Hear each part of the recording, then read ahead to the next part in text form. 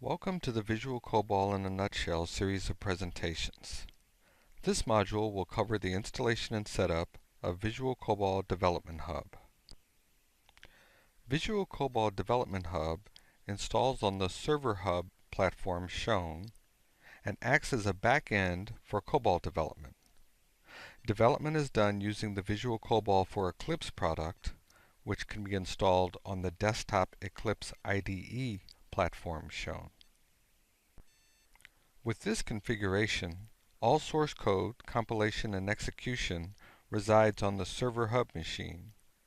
The desktop IDE provides a state-of-the-art development experience, including syntax checking code on the fly as it's being edited. Installation is a three-step process.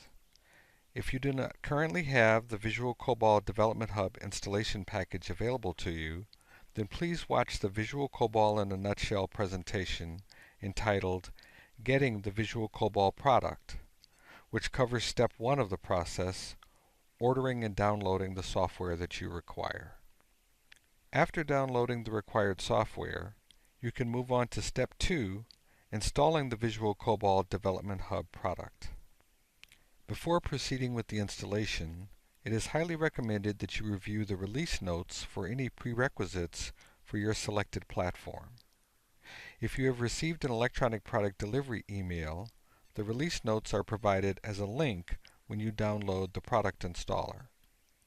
The release notes are also available from the product updates page on the support line website.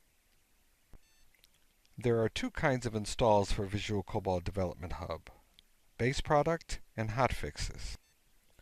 Hotfixes provide bug fixes to the base product.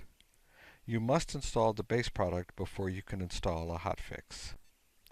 Hotfixes are available from the product updates link on the support line website.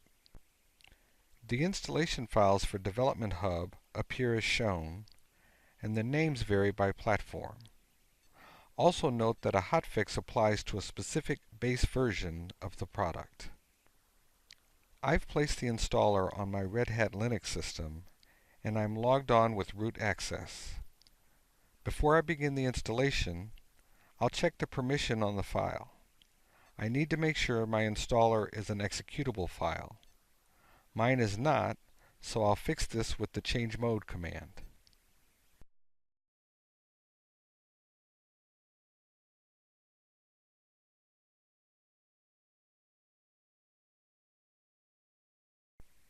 OK, my installer is now executable.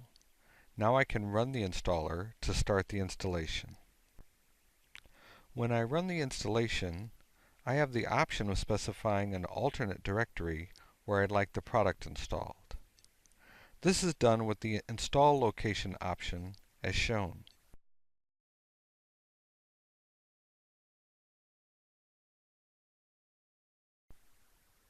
In my case, I'll choose the default installation location, so I won't need this option. I'll start the installer. The installer shows the default install location, as well as the version being installed. I'm prompted to review and agree to the license agreement for the product. If you'd like to review the license agreement, choose No at this prompt and rerun the installer with the EULA option.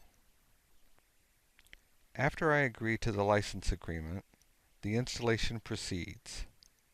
It completes fairly quickly.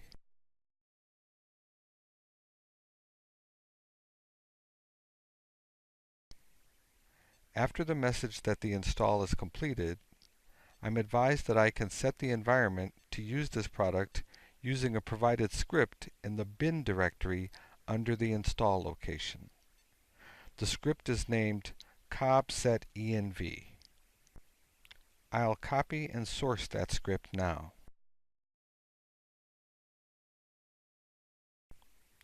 After setting the environment, I can use the command cob -V to display version information about the installed product.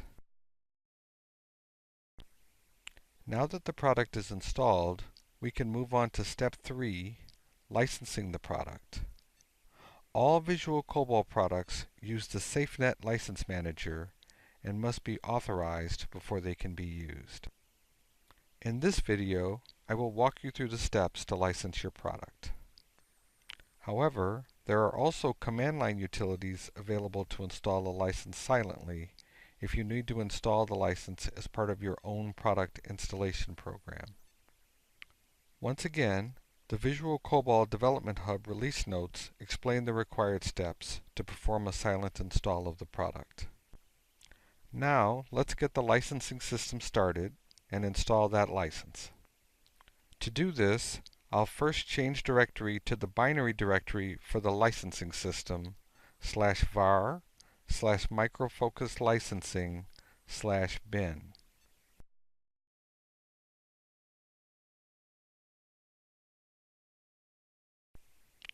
Before I can install the license, I'll need to start the licensing server. This is done with the startlserv.sh script.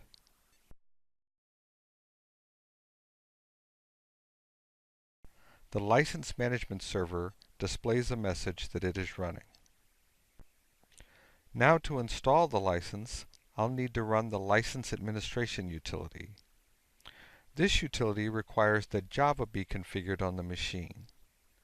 Please check the release notes to confirm that you have the required Java version for the Development Hub product you're using. I'll set the Java home and path environment variables to point to my Java installation. This utility also requires that I have the environment variables set for running COBOL. So if this has not been done, I'll need to source the cobset-env script shown earlier. Now I can start the license administration tool with the cesadmintool.sh script.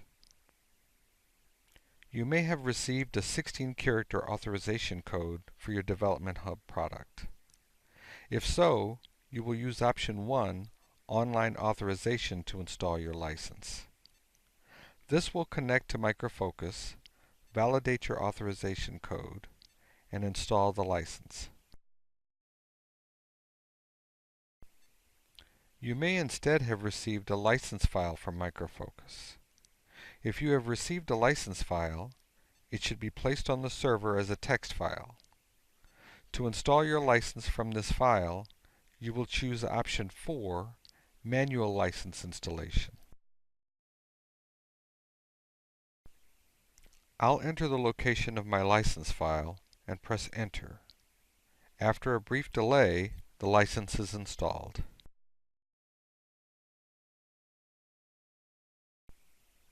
Now I can use option 2, Check License Status, to see the installed license.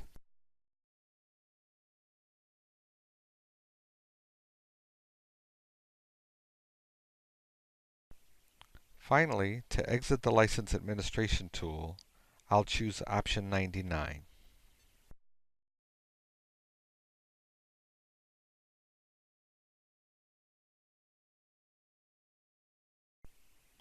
Now that we've completed the installation of the product and license, we can get Development Hub ready to receive connections from the developer's Visual COBOL for Eclipse sessions.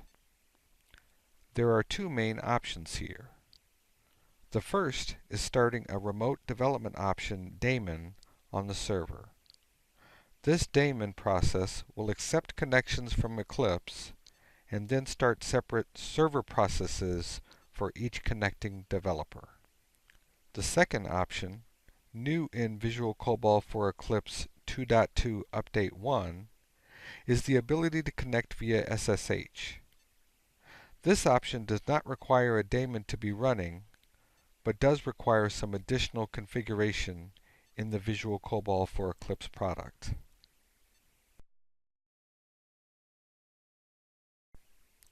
Let's review the steps to start the RDO daemon. First, to start the daemon, I must be running with root permissions. Next, I'll need to set my environment for my Java installation. Once again, I'll also need to set my environment for COBOL using the cobset-env script located in the bin directory under the Development Hub installation location.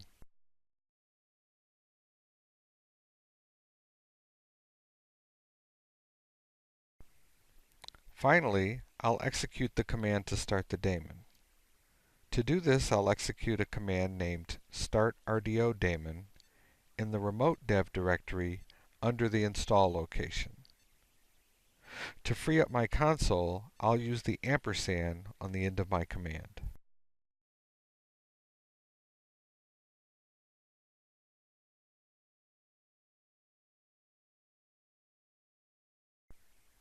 I get back a message that the daemon is running on its default port 4075.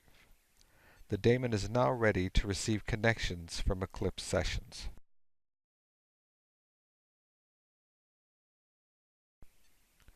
That concludes this presentation on installing and licensing Visual COBOL Development Hub.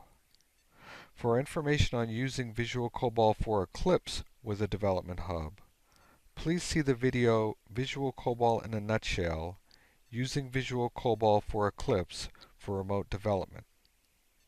Thanks for watching.